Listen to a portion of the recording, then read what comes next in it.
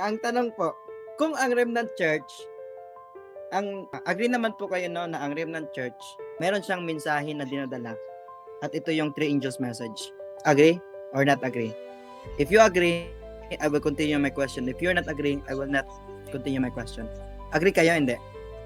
Ako, Ang sa Remnant Church, agree ako sa nagdadala totoo, ng agree ako sa contextual meaning ng three angels, not the SDA version. Kasi hindi naman Sige, SDA alam ang mo ito, sinulatan dyan ni sige. John, 7 churches eh. Di ba 7 churches ang sinulatan dyan ni John Sige pa. sa Asia Minor. Sila muna yung naka-receive ng message ng three angels, hindi 2,000 years after the time of John. So dapat ang tatanungin natin, ano ang understanding ng first century receiver ng letter? Hindi naman Seventh-day Adventist ang receiver ng letter, tama ba? Ang receiver ng letter... Yan nga, Pastor, kaya aware ako ng question ko. Yeah, I know. Kaya aware diba? ako ng question ko, Pastor, kaya ginapa-agree ko kayo or not agree kasi kung hindi, I will not continue this question. Pwede mo ituloy kasi ang gusto ko lang i-point out, yes, I agree na three angels yan, hindi sa Adventist version. Kasi year 2,000 years ago na yung version ng Adventist. Ang version ko, yung first century. Okay, First century. ito na, Pastor. Oh, sige. Go Ito ahead. na lang. Naniniwala ka ba na ang remnant, siya ang tunay na nagmimensahe ng three angels message? Even that there's no name Seventh-day Adventist. Yung first Naniniwala ka ba yan? yung first century na sinulatan ni John na 7 churches, sila yon, hindi Seventh-day Adventist. Yun ang aking pananaw. Okay. Huwag kang masasaktan Thank you. sa sinabi ko, ha. Huwag kang masasaktan kasi yun lang ang pinalaman ko. Okay lang. Pag-aralan ko. Matagal na ako nasaktan, Pastor. Hindi pa ako nakamove on sa ex ko. Sige, next. Okay. Ito yung tanong. Okay. No? Paano nyo, kasi alam ko, Pastor, already, you are Adventist before, you cannot deny it. Alam ko na ang laman ng three angels message, my first, second, third. And you know, it's already what is the third message. It is about the warning to not to worship the beast. Ang tanong, paano nyo babalaan ang iba tungkol sa tanda ng hayop o mark of the beast kung kayo mismo ay wala ng tatak ng Diyos o sabat? Sige po. Walang problema. Sagutin niyo po. Walang problema You sa can- akin yan. That's an assumption di ba? Kasi Pero Ang respect natin Sige, yung question go niya. ahead, Magandang Pastor. question niya. Respect natin magandang question niya.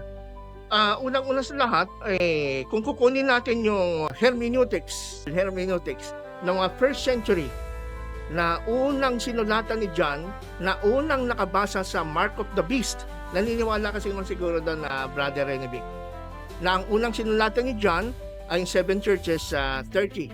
Sa palagay mo ba itong unang mga 7 churches na ito, hindi nila naintindihan kung ano yung Mark of the Beast? Sa tingin mo ba, ang Mark of the Beast dito sa 7 churches ay yung Pope, ay yung San Lelo? Sa tingin mo may idea sila doon? Yung 7 churches? Sasagot ako, Pastor? Sasagot ako? Ano lang yan, parang ano ko lang sa'yo. Gusto ko lang i-confirm sa'yo. Sa tingin mo ba yung first century na sinulatan ni John ay I think they po, know that it is referring to San Lelo? I think po hindi pa malinaw. Progressive po yung learning, yung fruit po. Sabi hindi alam. Hindi na alam nung sinulatan ni John. Hindi po natin Hindi na alam alam kasi ni patay na sila. So, Hindi ngayon, natin may bakit trip to susulatan sila ni John? Di ba ang sulat ni John sa 7 churches noong first century, parang warning, mag-ingat kayo sa Mark of the Beast. Kung alam pala ni John na hindi pala nila naintindihan at 2,000 years ago pa, 2,000 years in the future pa ang katuparan, hindi ba parang niloloko lang sila ni John? Ba't sila magpe-prepare na malapit na? Nasabihan pala niya, malapit na, mag-ingat kayo sa Mark of the Beast. Wala pa pala sa future pa 2,000 years ang matutupad. Hindi ba parang niloloko lang sila ni John?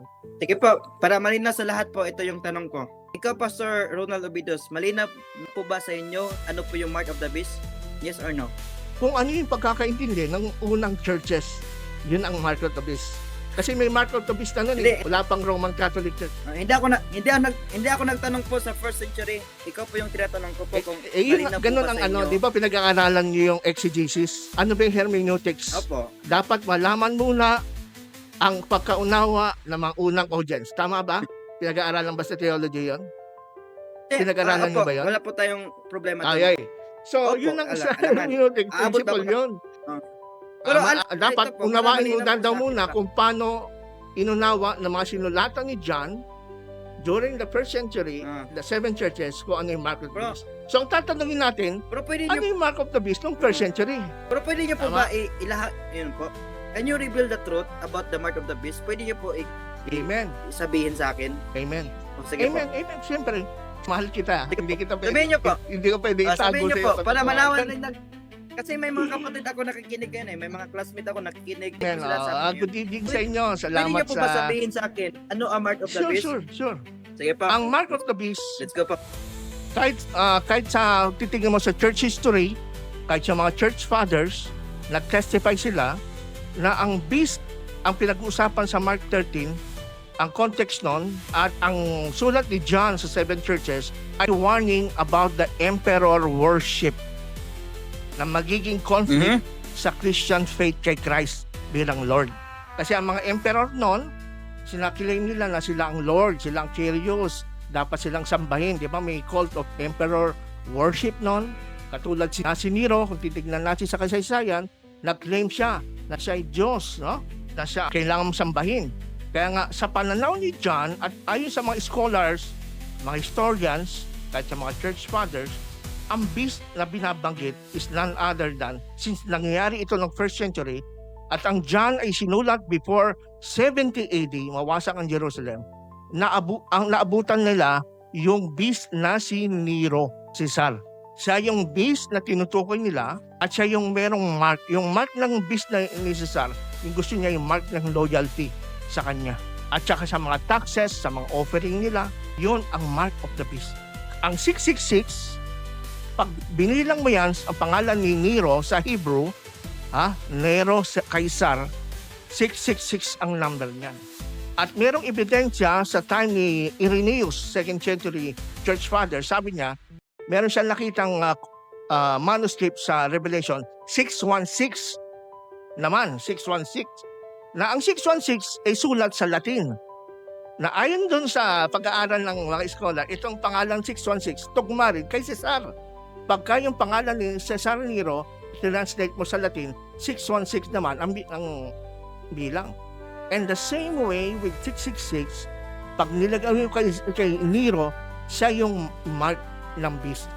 At pag tinignan mo sa Revelation chapter 17, yung beast is, yung Babylon is actually Rome, hindi Papacy, hindi Rome.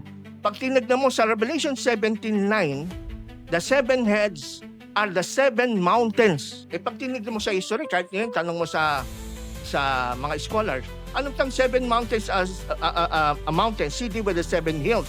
It is none other than Rome. The Rome. city of the 7 hills. Rome yan, yan ay pagan Rome. It is, wala kinalaman yan sa modern interpretation ngayon ng marami.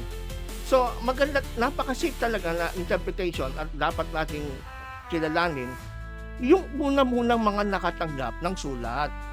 Kung ano nila, paano nila inunawa. Paano natupad sa kanila bago natin. At saka yung 3 angels message is has something to do with the preaching of the gospel, katuparan yan nung the Great Commission before Christ entered up to heaven. Make disciples to all the nations and from Judea, Samaria, and to all the nations. Sabi nga ni Paul sa Colossians 1:23, ang balitang ito, ang gawaldang balita, umabot na sa silong ng langit sa buong mundo. So yung tinatawag na 3 angels message, it is none other than the gospel. The Christian na pinangaral ng mga Kristiyano, na nakalaban ng mga Kristiyano. Kasi dyan sumulat sa Revelation, huwag kayong magpapatatak sa mark of the beast. And the beast is Nero. The city of the 7 hills. Hindi Amerika, wala pang Amerika noon. So anong malay nung 7 churches na Amerika yung tinutukoy noon? Wala pa yung bansang Amerika noon. So ganun ang paraan ng pag-aaral ko ng Bible na nakita ko, wow, ito pala ang tamang paraan. Susundin ko talaga yung tamang. Kung sinong sinulatan ng una, yun ang nakakaunawa. Doon tayo kukuha ng unawa. Halimbawa, yung lolo mo, sumulat sa lola mo noong 1944. Sumulat ang lolo mo sa lola mo. Ngayon, binabasa mo ngayon sulat ng lola mo noong 1944. Sasabihin mo ba, natupad ito ngayon sa atin? Yung sinasabi ng lolo. Siyempre, yung unang sinulatan muna, yung kukunin mo.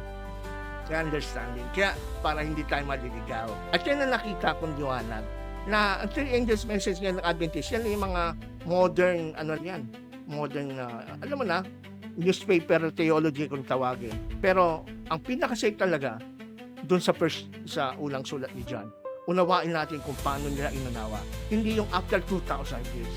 Kasi kawawa naman yung mga 7 churches. Buti pa tayo 2,000 years after na unawaan natin. Sila hindi. Lalabas, niloloko lang sila ni Juan. Ako hindi ko tatanggapin niloloko lang sila ni Juan. Kasi ako naniniwala, inspired si John as the apostle.